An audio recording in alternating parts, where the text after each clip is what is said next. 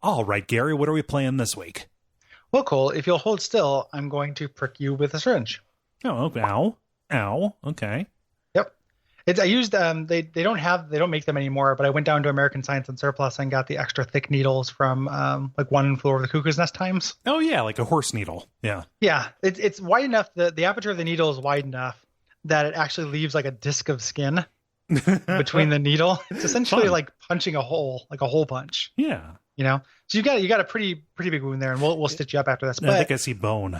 Sucks for you. I realized we've been doing this show for a long time. I don't know your blood type. Oh, really? Yeah. Yeah. Well, It seems like it might be important at some point, right? yeah, I think so. Yeah. What if we get into a podcasting accident? Like you lose a lot of blood, from like a right needle or now something. out of this hole. Yeah. Yeah, and you need a blood transfusion, and I don't know what type it is. Yeah. Did you need to fill one of those big IKEA blue bags with all my blood? I mean, I need to be sure. I'm not actually a phlebotomist, so I needed to. And also, if I'm going to figure out the type, I figure out, if I just have a little bit of it, I might not get the whole type. But if I have a big thing, I assume it's going to be like tomato soup with vegetable soup noodles in it. And it'll just tell me the type. I'll just stir like a magic 8-ball until some letters come up. Yeah. Okay. Well, I'm getting pretty lightheaded, so I think you better run this up. Like, I know the answer. Here, you could have just asked me. My second syringe and put some orange juice directly into you. Okay. Yeah. So you're not lightheaded. Let me put my mouth here. No, in the hole that I made before. And there's some cookie chunks in there as well, just to give you the whole blood drawing experience. Okay, cool. Ow. Yeah. Wow, that orange juice really stings, Gary. Chips ahoy.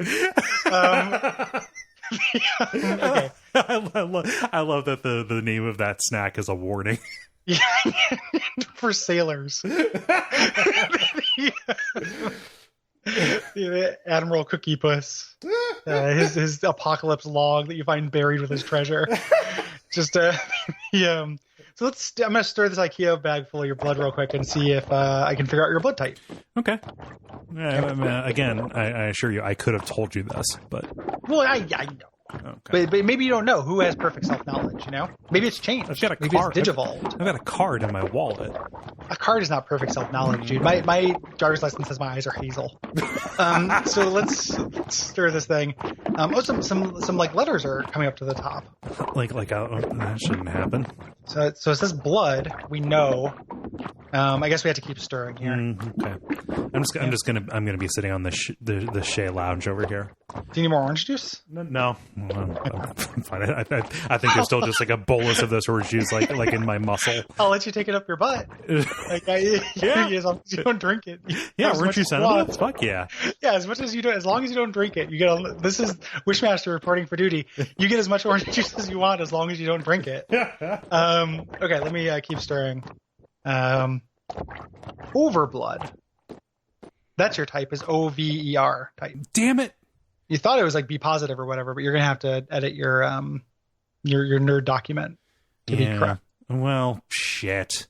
I really shouldn't have agreed to work with those aliens to modify my body. They said no, your blood type will stay the same. But that's what they always say. Yeah, I think they had their tentacles crossed, but it's so hard to tell because there were so many of them. Yeah. Yeah. Overblood. Overblood. I don't like this. I'm willing to say fuck. Yeah. Yeah. Nah.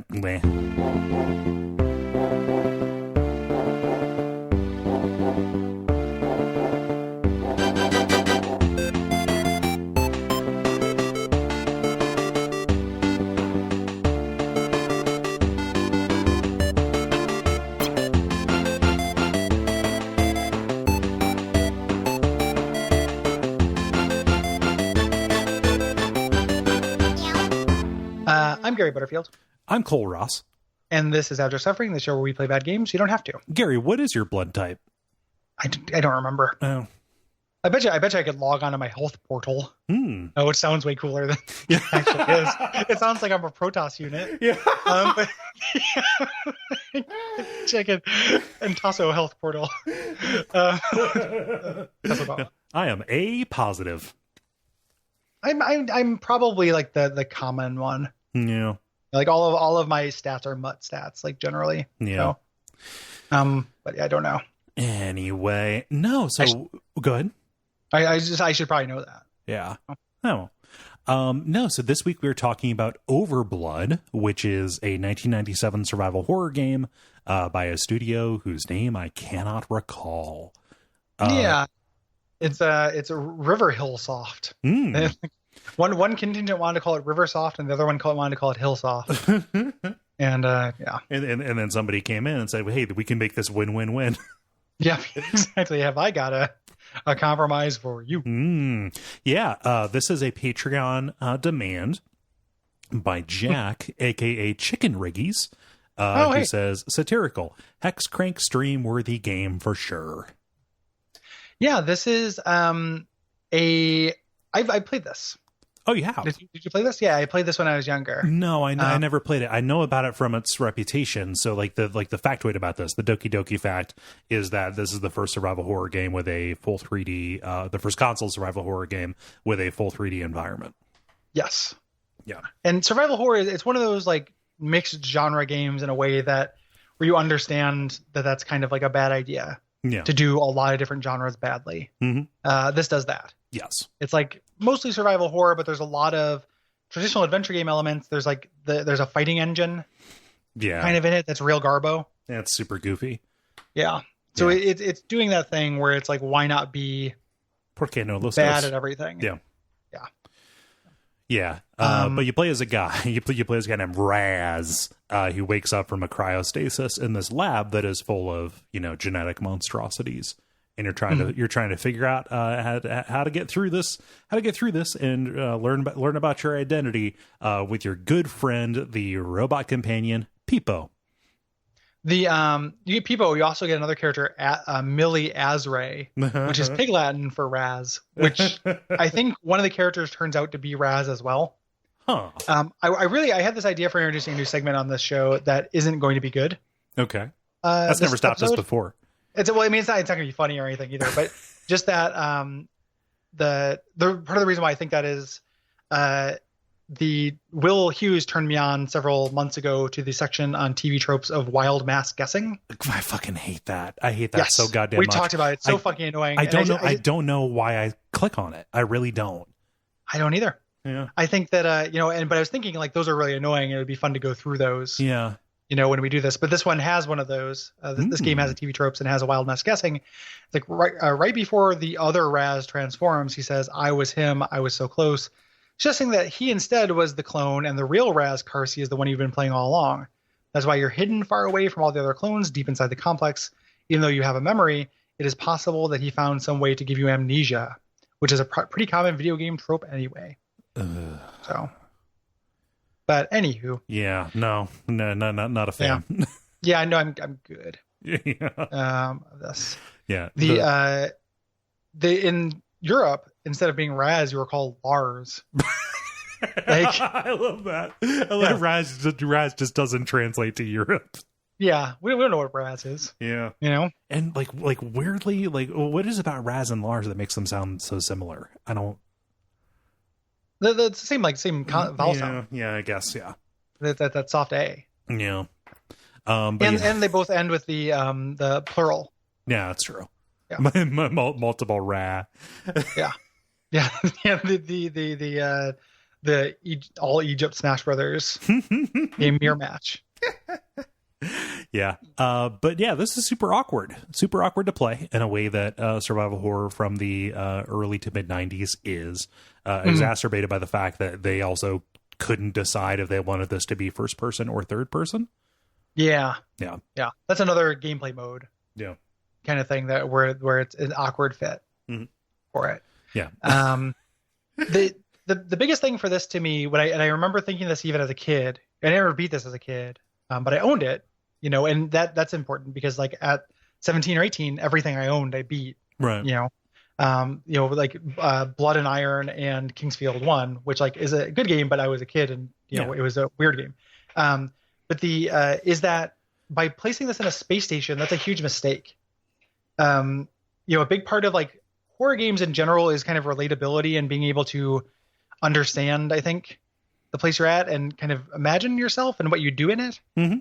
And it's a cliche to do a space station horror game, but this 3D like level of fidelity and this type of space station, this kind of just featureless hallway thing is so boring and hard to get invested in. Yeah, like the best examples of space stations in horror go, the creators go to great lengths to build and demonstrate empathy for like, humans living in that space. Yeah. So like, yeah, Alien is, like that's it's on a big spaceship or whatever, but like it feels like a blue collar, it's like space trucking, like, yeah. Well, and Alien is 2 hours. Oh yeah. There's authorship over what you're seeing. So like if you're if you're just in a bland hallway, you won't be for very long. Yeah. Yeah. Like if you want to see a good, good space stations games are like System Shock. System Shock where it's like, oh, you're on the recreational deck. Yeah. Like this is how people lived, or Tacoma. Like, hey, this is how people live. Yeah. Or like, Dead Space. It alienates you by making everything serve the function of the station as opposed to serve the function of the people who are in it. Right. Yeah. Even though like I think Dead Space is like half and half. Yeah. Like you do, there are some areas that are interesting, but you do spend a lot of time just in corridors in that game too. Yeah. There are other things to recommend Dead Space. It's not just that environment thing, but I playing this or replaying this for this and thinking about it, it made me think of that and like Blue Stinger as well as one of the reasons why, or even Dino Crisis, like one of the reasons why Resident Evil of those games is kind of like the king is because you're just in a highly relatable place. Yeah. Like putting Resident Evil 1 in a mansion and putting Resident Evil 2 in a city, Resident Evil 2 and 3, right. It's just like a real genius move. Yeah. To just like, I understand how a mansion works. Like, oh, here's a bathroom. Like, here's a kitchen. Like, it just makes sense. Yeah. And that's just so important to like feel like you're in an area that makes sense in a game. Yeah. So like, and especially, and I think it really does like contribute to horror. Where you're just in a place that like makes sense. It just really helps with immersion, and immersion is really important for horror. Yeah, yeah. Well, you can only have so many things that are extraordinary in a horror story, right? Like there has to be, overall the thing can be ungrounded, right? But like, it is scary because, it is all about, how hostile even a small town can be when you're a kid. Like, you have to have at least one or two elements that are grounded again to build that empathy, right? To make it relatable so you can put yourself in those shoes, or to unlock a particular fear that you had elsewhere in your life, right? Yeah, like 100%. Yeah. And the there's another point I was going to make about it's not just that you can only have so many outlandish elements. I also think that you can't do like featureless works really bad in horror if it's the norm. Yeah. Like featureness and void and kind of blandness can be weaponized for horror in a really, really clever, cool way. If it's just like, what if, you're in this area, like if in Resident Evil, when you go from the mansion to the sterile lab, it's a moment. Yeah. It's like, oh shit, like this is a totally different tone. Like it's used to effect. Overblood only has that. Yeah. It's all hallway. Yes, it is all hallway. It is all shiny and chrome, right? Yeah. The thing that sticks out to me as a mistake is there is no reason why a survival horror game needs your character to duck or jump. Yeah, that action hybridization of this doesn't really help. Yeah, it just like it's singularly useless, and all that it did for me was make it so that my character would die of hypothermia because I didn't figure out, objects interact differently if you're standing up or ducking down. Like the entire really weird. The entire first area is like Simon says you didn't Simon didn't say duck. Yeah, that's very frustrating. Yeah. I don't want to get us off this too much, but I had because I had my array of Overblood tabs, and I forgot that I had a Twitter tab open on the last one. I was clicking around, clicking over to nobody died. Clicking over to to flip through the game facts and stuff I had. And on Twitter, Clickhole just tweeted, maybe my favorite thing Clickhole's done, which is a pretty big deal, which is, did Sesame Street go too far with its episode where Ernie microwaves himself while the words "no lesson today" flash on the screen?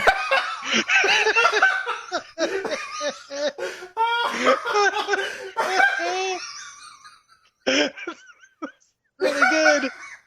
It's really, really good.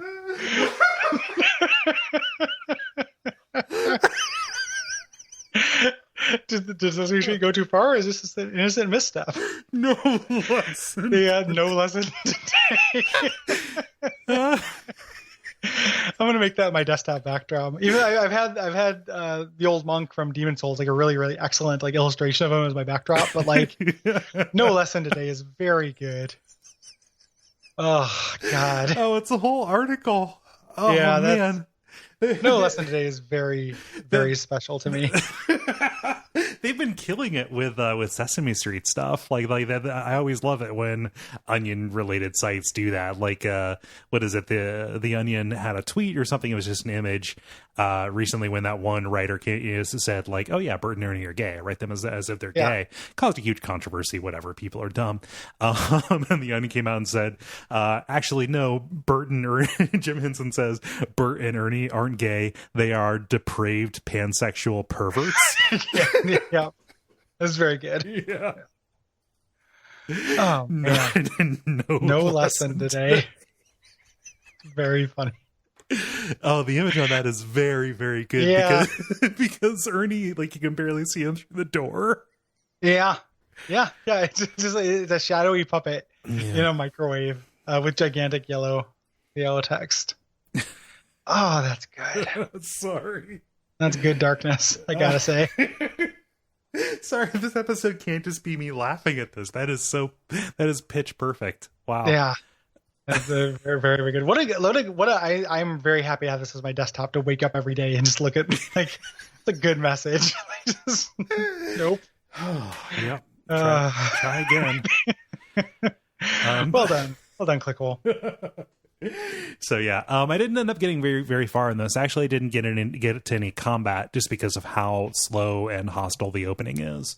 I'm interested to play more. You have to use like a guide. Yeah. Really, because the duck shit and like just knowing what you can interact with is a pain. Yeah.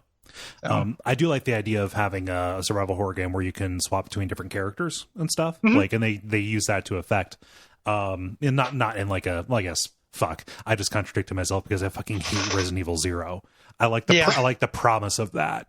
It was, and this is not to derail us, it was gratifying when you came around on that game being bad. Yeah, well, I'm not trying to, I told you so, but I remember being like, that game sucks, and you being like, and kind of doing that, and then you played it, and you're like, no, it does suck. Yeah. No, I only played it once, like back when I was in like the middle of a big long marathon of those. In college, and I guess I had never stopped to like consider it, but yeah, no, that is a fucking shit show, is what it is. Yeah, it's definitely the worst. I think it's the worst mainline Resident Evil game, pretty easily. Oh yeah, other people are going to say 6. I think it's way worse than 6. Oh yeah, like I can have a lot of fun with 6. I cannot have fun with Resident Evil 0. Really, yeah. Anybody who would rank 6 below 5 is probably not worth listening to. Yeah. No. And even 5, I think, is a lot better than 0. Like, yeah, me and Derek really wanted to. I had this sense I really wanted to replay 5, like co-op, just because it's one of the only Resident Evils I've only played once. Like most of them, I played multiple times, and it is very fun co-op. Yeah, like it's not a good game necessarily, but it is very fun to play with somebody. But he bought it on Games for Windows Live, and now he doesn't have it anymore. It's just gone, and there's not a way to get it back. Fuck, I hate that. Yeah. Man, it's digital, like it's that was a big thing recently with iTunes pulling movies off their service. But it's a shitty thing that's allowed. Yeah. So. Oh well, no, but I'm curious about this. Overblood is not fun.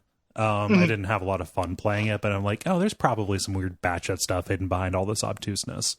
There's cool monsters, if I remember. Yeah. There's a couple cool monster designs that like are effective, and a couple good scares, if I recall. Like, I think I got like fairly like where the equivalent of getting into the lab would be if it was a Resident Evil game. Yeah. I got like very close to the end game when I was younger. Does it? Do you like go down an elevator and it opens up inside of like a mansion or into a gas station? Yeah. Into like a real environment? No. Yeah. Sadly, no. Can we talk about this protagonist, this model? We really ought to. The most Riker. the most abject suffering thing about my experience with this was when he pulled up his profile and it shows his naked body with no dick. Yeah. Yep. It got froze off. Yeah.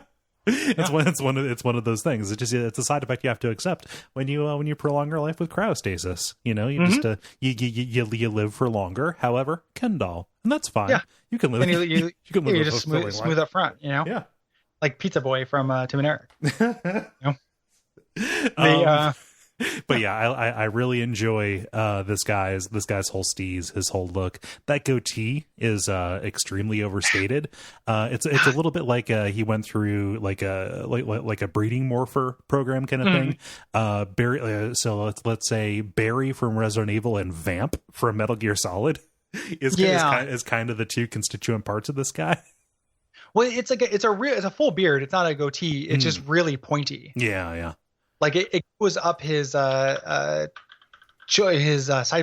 and stuff. Like it is a full beard. I'm pulling out just to make sure I'm not misremembering that. But I remember, it's like Barry, but if his beard was incredibly pointy. Yeah. Oh, yeah. He's got like a real case of Brett Gelman shit going on. Yeah, that's a good comparison. This actually does look like Brett Gelman a little bit.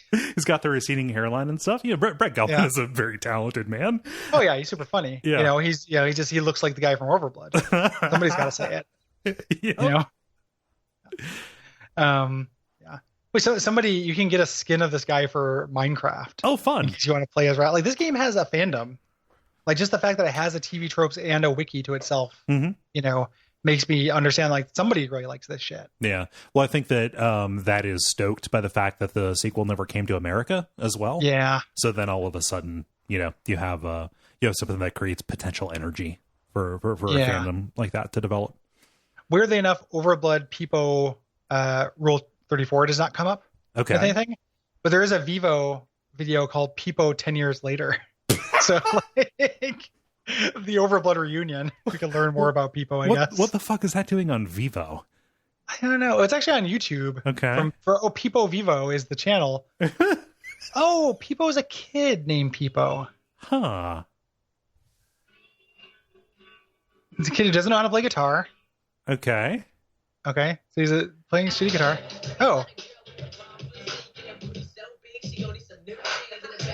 This is like a tweeny bopper, you know, the like teens making music for teens kind of thing. Okay. Like Lil Xan. Yeah. You know? It's like that, but with a guy named Peepo. Yeah, he does not have a Wikipedia though, so he's not the robot. He's nothing to me. Oh yeah. What are you seeing? It's like him and he's wearing the top of a tuxedo with jeans. Okay. Like he plays all the instruments, so they keep switching to Peepo in different outfits. Playing different outfits, and there's all these teen girls around him with gigantic butts. Like the song talks about their big butts. Okay. So there's all these teens with big butts, and they're all dancing and fainting and like grinding on him and stuff. Huh. And a bunch of them are dressed like they're in Pearl Jam. So that was Peepo's fantasy he got to make come true. Yeah. So weird. Yeah. Yeah. And according to Raiden the Mortal on YouTube, this is their new favorite song. Cool. So good job, Raiden the Mortal. Whose backdrop on their channel is a really badly cropped Black Panther logo from the movie, where you can't read it. It looks like Black DAVTUCD.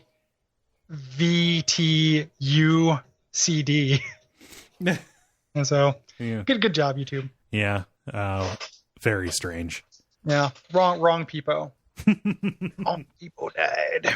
Yeah. The big meme about this is obviously something terrible happens to Peepo because he is the pet in this situation. But yeah, everybody makes a big deal about the main character, Brett Barry, screaming, Peepo! Do you think when they start making robots that can do pet shit, they should make it so you're glad when they die instead of sad? Oh yeah, I mean if they have a chance, to do that.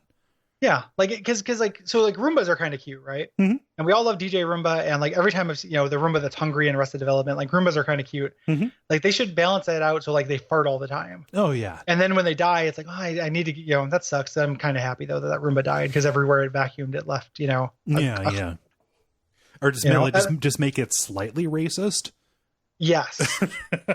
Yeah, like it carves like the racist terms into the floor. They're not the well used ones. Not like the forbidden like Voldemort racist terms, but they put in things like Mick. Yeah. Yeah, like it's just like Guido. Who's Guido? Oh, God damn it, Roomba! Like you're going behind it with a Mr. Clean magic eraser. Yeah, or you just then they sell another Roomba. That's the SJ Roomba that like goes around and fixes it. No, it's okay. So you're thinking small. So it's a regular Roomba, right? Okay. That, you know, carves discredited racial terms into your floor. However, it stops doing that if you pay a subscription. Everything has to be about subscription. It is recurring monthly revenue. And instead of a description, it's to pay to bring your Roomba to a sensitivity workshop. Oh, shit. So it's a monthly charge, but you bring that in, and then all the Roombas are sitting in a classroom in a row. It's extremely cool. And there's like a tired-looking professor up front who's just explaining that there's a cultural context behind our words. Like, yes, they're only words, but they have additional power because of the weight of history. Yeah, it is explaining why Polish jokes. You know, not necessarily the preferred mode of communication right now. What they imply, you know, what they imply, and like how that could be hurtful. You know, imagine if you were Polish. Like, imagine if you were a Polish Roomba. You know, like which I imagine is just like a Roomba with a backwards B or something. But like, yeah, like imagine if you were that. You know. Or the other way they could do this is like you can have that fee, or it could be every house comes with a racist Roomba, but then if you pay to buy a Roomba, they just install like a patch. You know, they do some new firmware that makes your Roomba like instead like when you wake up, like it writes, you know, grape, or it teaches you a language. You know, like in your carpet, like it doesn't clean the part that says like, you know, ovo egg. You know? And it's like, oh, cool, Roomba. You know, thanks. You're helping me grow as a person, Roomba. Yeah, because like Roombas as they are, they don't really do shit. I mean, they just kind of they go in a line until they hit something and then they turn. Like it's it's pretty basic. I think that there's a lot of there's a lot of room to grow here. Yeah, a lot of room to grow. Now that I have a confident cat, I would like to get one of those hardwood floor Roombas. Oh yeah, because you know doing that to Roy's would be terrible, but Pocket would probably like it. And the irony is that now I can't afford it because I'm in a house with these floors. Oh yeah. So it's a goal eventually because I hate cleaning, and any of that I can outsource to a racist robot. I will. You know. So yep. No, I have not in my new place. I have not put the Roomba on the uncarpeted floor just yet. Yeah, he hasn't moved yet. No, he's still in his box. Isn't it kind of weird that they never tried to make like a transmedia thing with Roombas? Because they do sound like a Saturday morning cartoon. Like there's ones for the land, there's ones for water. Yeah. You know, like it does seem like they could have like different powers. Like Roomba Force could really be a pretty good Saturday morning cartoon. It really, really could. And they solve different kind of debris related problems. Crimes, yeah. Debris related crimes. You know, and then there's like an evil Roomba that just like all it does is sweep up evidence. You know? It's just full of knives and blood. Yeah, the villain shell casings. His accomplice, and it's just got a little mustache on the front, and it just goes through and sucks up blood samples and, you know, footprints and stuff. And then, you know, like the good Roombas like lick a hair and put it by a door so you can see if the door opens. Ooh. And then after they leave, the evil Roomba just goes from off screen very slowly and just sucks up the hair. I need to find somebody who has or like what the villain drops a notepad on the ground, and then it's a stack shot of the notepad, and then the good Roomba comes and rolls over it, and it's like he rubbed a pencil on it. Yeah, he's got a pencil. After the Roomba comes over it, it shows the impression of the address. Roomba Force is a good idea. We could make this like a hit. I bet you we could have upwards of like 900 subscribers on YouTube with a small investment of about $900. That's like $1 per sub. Fuck yeah. Yeah, probably, yeah. You know, I really feel like this could go places. I think it's a funny idea. That's what I call an ROI. Yeah. I need so first off, I have no idea what happens when you have two Roombas in the same room. I don't know if they acknowledge each other. They like one of them gets twice as big. It's like the beginning of Spore. Exactly. Yeah. It's like Flow. Yeah. Yeah, it's like Flow. So until eventually your carpet is just a Roomba, and you get out of bed and then you're just standing on a Roomba that just kind of vibrates against the walls. No, it's carrying your house down the road. Yeah, and to clean it, you have to get kind of like parasitic, Roombas that can put on top of it. They have this kind of a symbiotic relationship. Yeah. You know? Yeah. No, I think Roomba Force TM. Yeah, I think Roomba Force is a good idea. And like there could be like maybe the way it starts is like there's a precocious kid, and his mom has like a vacuum, like it's a Roomba with like a stick on it, and like the kid breaks it on accident, and then the Roomba goes and solves like a crime. Like it comes and like leaves the house, and the kid's all worried because he lost his mom's Roomba, and his mom's getting really mad. Yeah. And then he comes back, and the Roomba is dragging like two guys in striped shirts by their wrists. Oh yeah, into the house, Yeah, and you look behind them, and they've got like empty bags that have dollar signs on it. There's just a big trail of money. Yeah, and the Roomba just coughs up all the money into a bank, into a savings account for the kid. It's like a Robin Hood kind of thing. Yeah, Roomba Hood. Roomba Hood. Yeah.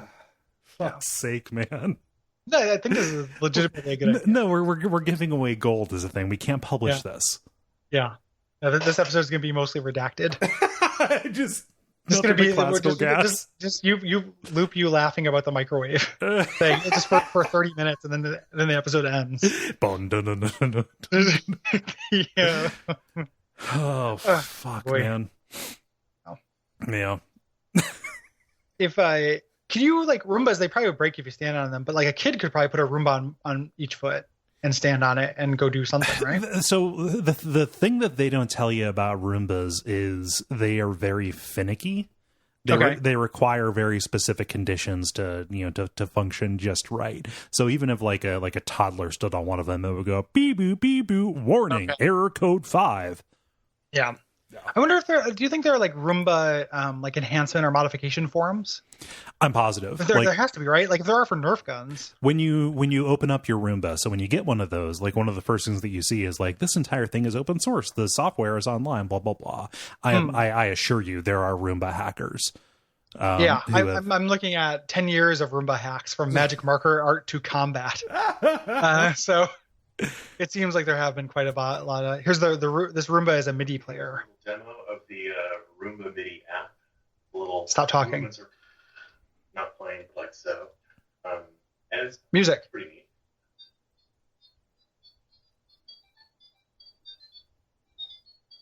That's weird. Yeah. Did that come through? Yeah. Play the Mario theme song. Yeah. He's got it hooked up to a keyboard, so he's like he's made it so you can modify the beeps that the Roomba makes into different tones. Huh. And it does play little tones. Has little voice samples inside of it. Yeah. Interesting. Yeah. No, I mean, I would like to download like alternative voice packs for it. Like you can get like Bob Dylan reading your GPS, right? Yeah. I am a stare. Yeah. This guy programmed a series of Roombas to be Pac-Man. There are light dots on the floor that the Roombas follow, and there are ghost Roombas that chase the Pac-Man Roomba. That's actually really good. Yeah, this is all pretty. This is like, I'm pretty in favor of all of this content. Usually when like it's like blank hacking or whatever, it's asinine. That actually sounds kind of good. Yeah. This is actually this is awesome. Yeah. So. Huh. Man, now if I feel bad, I need to get my Roomba out of that box. It's got so many eyes, Gary. Yeah, it's extremely sad. Yeah. Unless you want to do some crimes. Which so you got to keep it in the box. Yeah. Keep that Roomba on ice. Just in the middle of Magneto's cell. Yeah.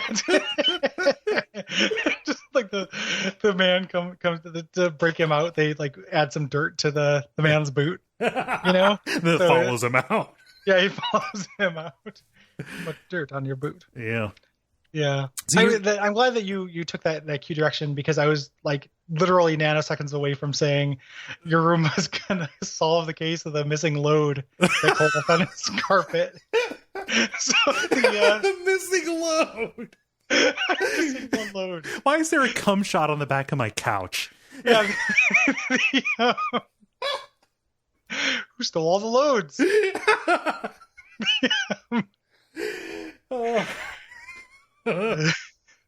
Gary, I think we're coming up on time. Yeah, we gotta go so you can go to volleyball.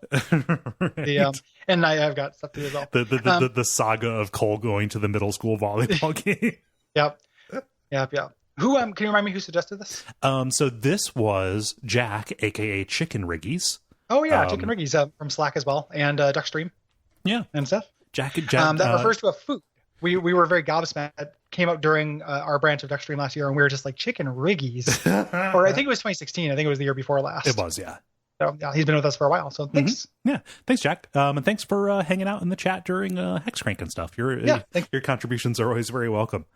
Thanks for hanging out in general, being a part of the community. Yeah. This was also put in the suggestion box by Matt. Oh, thank you, Matt. Yeah. Cool. We appreciate it very much. If you like the show, if you want to be able to dictate an episode, you can do so by going to patreon.com/Duckfeed.tv. That is our reward tier.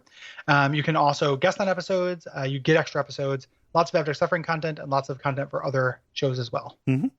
Mm-hmm. Yeah. And tell your friends. It is the main way that this show grows is word of mouth. And don't fucking steal Roomba Force from us, okay? No. That's the main thing you can do to help the network, because that's gonna be our nest egg. Yeah, that's our ticket out of this town. Yeah, we're gonna retire from podcasting to make Saturday morning cartoons again. To supervise this, to be creative supervisors. We can do that to make sure that they get the moral right.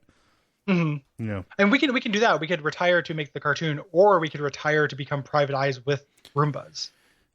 See, that's the like thing. You and I with an individual Roomba, like we customize them. They're each of our partners, and you're a loose cannon Kole Roomba. Yeah. Would they look like us? It depends. Like I would like to, I would probably paint mine as like a precocious kid detective. Okay, yeah. That's how I personify my Roomba, but yours could be like Kole Jr. Yeah. If you've ever wanted to have a son. My son eats dirt. Yeah. Well, whose doesn't? You can also rate and review the show. That's very useful. Mm-hmm. And until next time, who is Room Dog?